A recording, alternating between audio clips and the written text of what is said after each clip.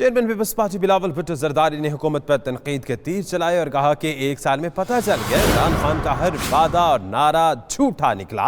عمران خان نے یوٹرن لیا اور IMF کے سامنے سر جھکا دیا۔ کٹ پتلیوں کو گھر بھیج کر عوامی حکومت بنا کر رہیں گے۔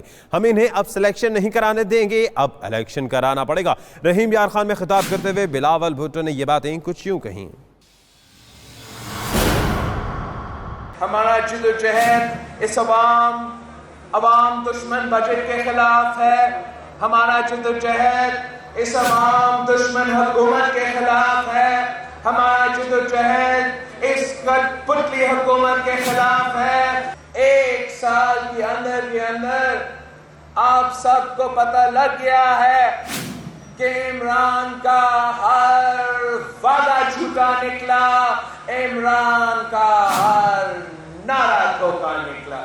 اور عمران نے کیا کیا؟ عمران نے لیا یوٹرن، IMF کے سامنے سر جھکا لیا اور ہمارا پورا ملک کا معاشی خودکشی کر لی۔ 50 لاکھ گھر وعدہ کرنے والا نے غریبوں کی جھوپڑیوں گرا دی ہے۔ ان کی نالائکی کی وجہ سے صوبے دیوالیاں ہو رہے ہیں، وہ صوبوں کا بھی معاشی قتل کر رہے ہیں۔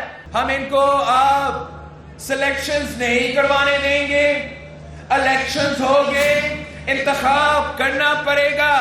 ہم نے ان سلیکٹڈ کو فارغ کرنا ہے، ہم نے ان کٹپتلیوں کو سیاست سے فارغ کرنا ہے۔